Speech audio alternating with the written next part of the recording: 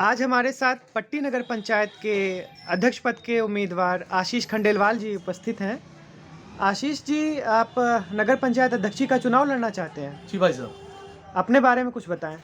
भाई साहब, मेरा नाम आशीष कुमार खंडेलवाल और विद्यार्थी जीवन से ही मैं अखिल भारतीय विद्यार्थी परिषद से मैंने अपने राजनीतिक जीवन की शुरुआत की थी। जी। भारतीय जनता युवा मोर्चा पट्टी नगर मंडल का मैं 2 बार अध्यक्ष रह चुका हूं और भारतीय जनता पार्टी का भी 2 बार मैं नगर मंडल पट्टी का अध्यक्ष रह चुका हूं और विगत 25 वर्षों से भारतीय जनता पार्टी के बैनर तले अपने राजनीतिक जीवन की शुरुआत मैंने की है और यहाँ से पिछले 3 बार से नगर पंचायत अध्यक्ष पद है तो भारतीय जनता पार्टी से सिंबल मांग रहा हूँ। अच्छा, पिछले मतलब लगभग 15 सालों से आप सक्रिय हैं राजनीति में। जी। भारतीय जनता पार्टी से जुड़े हुए हैं। जी भाई साहब। और भारतीय जनता पार्टी से आप टिकट मांग रहे हैं। जी भाई साहब। तो क्या उम्मीद है इस बार? अब उम्मीद भाई साहब ये है कि पार्टी का सच्चा कार्य करता हूँ। पार्टी का जो भी निर्णय दिशा निर्देश होगा उसको अमल में लाऊंगा और पार्टी के हर निर्णय का मैं पालन करूंगा।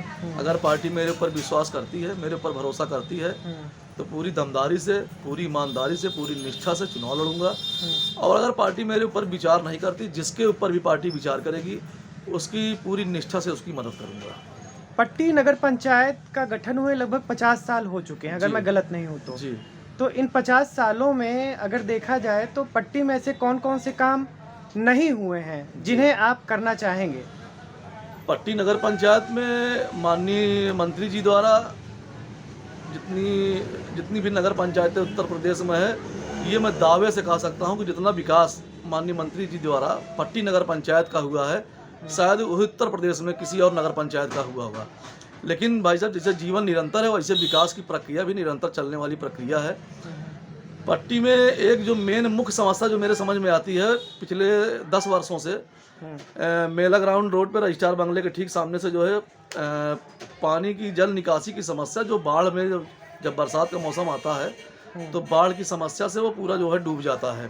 जी। अगर मुझे मौका मिला तो मेरी प्रथम जो मेरा जो योजना होगा कि वहाँ से जो बाढ़ की समस्या पीछे मेला ग्राउंड पे आती है उससे निजात दिलवाना।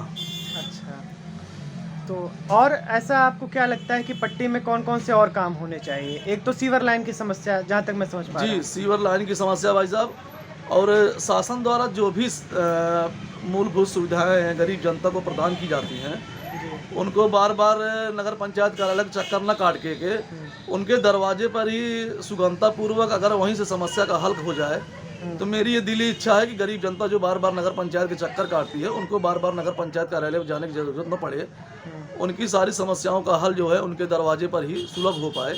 ये मेरी जिम्मेदारी होगी। तो भारतीय जनता पार्टी के जो भी पदाधिकारी हैं टिकट वितरण का जिन्हें जिम्मेदारी सौंपी गई, उनसे आप क्या कहना चाहेंगे?